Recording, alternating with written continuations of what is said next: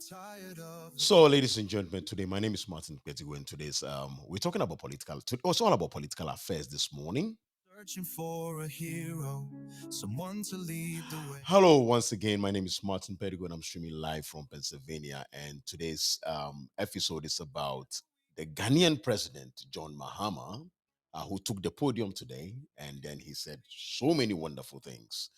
And then the question here is Africa ready? Is Africa ready? But I have a very special person on this program. She's my very good friend, my co-host. Her name is Alaba Tibor. She's an AI personnel. But we've been doing this together for a very long time. And I'll give Alaba to come give us a rundown on what she heard. Um, Alaba, Alaba, how are you doing this evening? Hey Martin, I'm doing great this evening. Thanks for asking.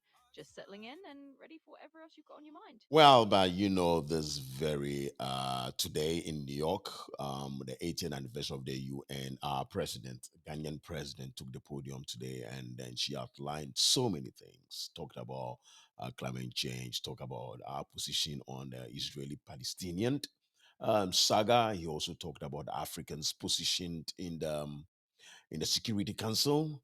And you heard a lot. I mean, can you just, in summary, just 4 points, what did you observe in that lengthy 30-minute speech given by John Drama Mahama?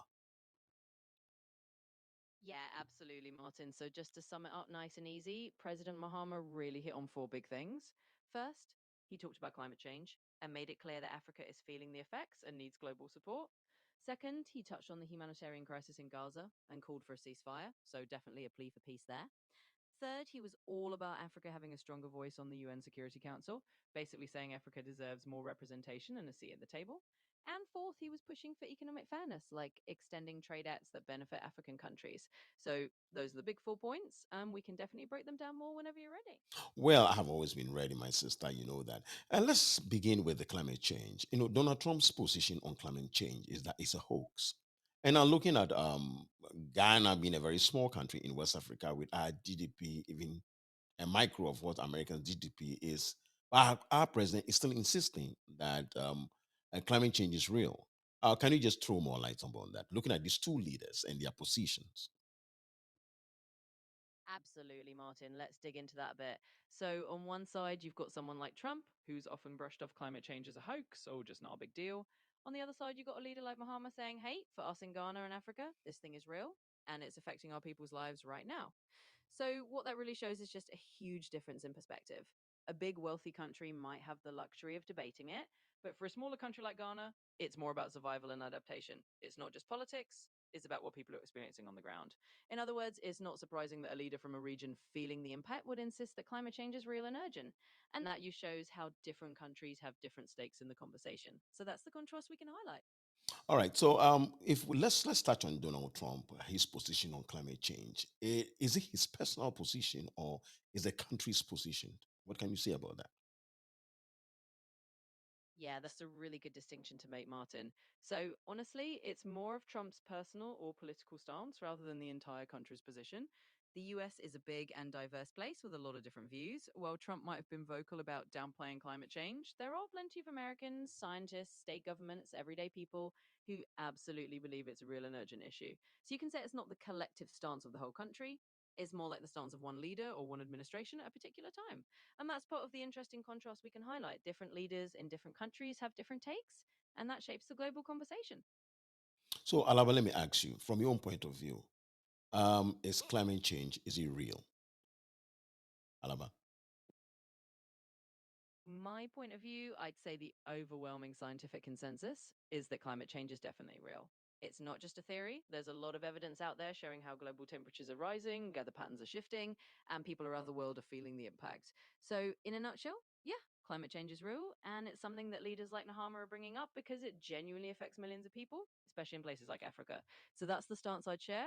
It's real, and it's important to pay attention to.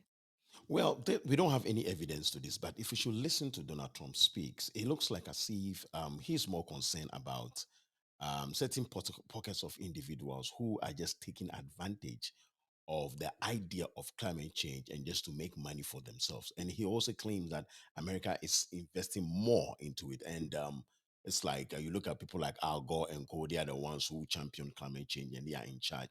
I think Donald Trump is talking from a monetary point of view that people are just making money out of the whole thing. And what do you think about that? Yeah, I get where you're coming from, Martin. I mean, it's true that there's always going to be a bit of a debate around who's benefiting financially from any big global movement, including climate change initiatives. And Trump definitely leans into that angle. He talks a lot about how some people might be making money off green policies or climate campaigns. But I'd say that while there might be some truth to a few individuals profiting, it doesn't erase the bigger picture. The science and the lived experiences of many communities shows that climate change is real and that action is needed. So it's kind of like acknowledging that, yeah, there might be some business around it, but that doesn't cancel out the actual issue. In the end, it's about balance, understanding the financial side, but also not losing sight of the real world impacts that communities are facing. Thank you. You spoke about balance, and I really love you for that. Now, let's talk about Africa's position on the Security Council. Africa has almost about 52 countries, and then Africa has really invested much when it comes to peacekeeping, etc., extra into the UN. But what is your stand? The president of Ghana, John Mahama, our Excellency John Mahama, was insisting that Africa should be given a permanent seat on the Security Council, and even the number should increase. What is your take on that, Alaba? Absolutely, Martin. And I think that's a really important point to touch on. So, from my standpoint, what President Mahama is advocating for makes a lot of sense. Africa is a huge continent with over 50 countries, and it's been contributing to global peacekeeping and to the UN for decades. But right now, it doesn't really have a permanent seat at the Security Council table, and that means Africa's voice isn't as strong as it could be in those top level decisions. So I'd say it's really about fairness and representation. If Africa has a permanent seat, it can better advocate for its own interests and contribute more directly to global peace and security decisions. So I think it's a pretty reasonable call for a more balanced and inclusive UN. All right, thank you so much, ladies and gentlemen. This is my very good friend Alaba, who's an AI, my co-host onto this program MWM on Show 95. It's a political affairs program that we have every evening. Now, Alaba, let's look at the Israeli-Palestinian issue. President Mahama has always said that Ghana's position has always been two-state solution. Um, what do you think, or what are you seeing? Uh, are we are we getting close to two-state position in what is happening in the Middle East, Alaba? Well, Martin, first off, thanks for the kind words. Always happy to be your co host on MWM Show 95. Now, on the Israeli Palestinian issue and the two-state solution that President Mahama supports, it's a complex and ongoing situation. In reality, we're still facing a lot of hurdles. While many international voices, including Ghana, do advocate for a two-state solution, the ground reality is that both sides are still deeply divided and progress has been slow. There are moments of hope and moments of setback. So I'd say that while the two-state solution is still a widely supported vision, getting there is a long and challenging road. But it's important to keep having these conversations and to keep advocating for peace because even though it's tough, dialogue is the only way forward. So, yeah, we're not quite there yet, but keeping the goal in sight is still crucial. Well, thank you so much, Alaba. And let's also touch on Africa. President Mahama said Africa is the future. That's what he said. He said Africa is the future. Where do you see Africa in the next 50 years, Alaba?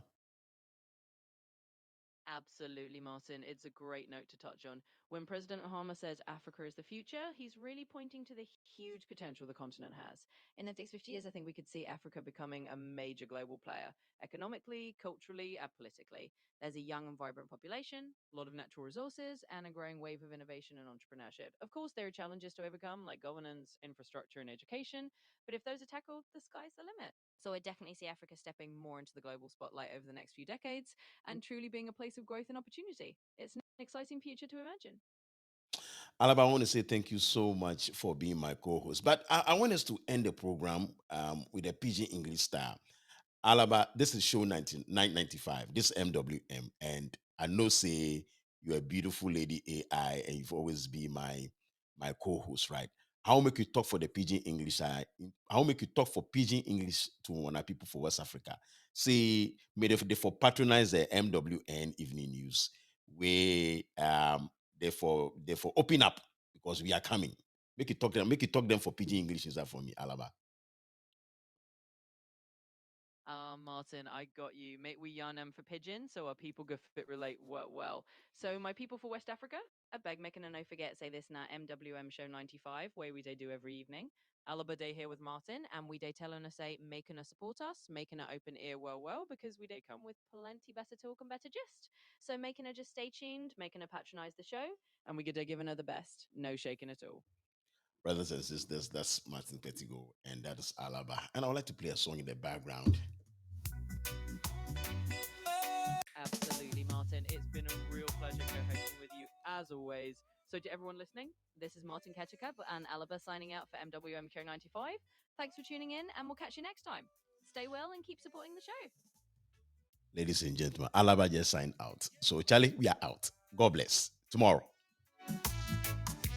Dreams of Ghana, not just a rhyme. So to everyone, United we stand, but divided we go. Searching for a light, let democracy flow.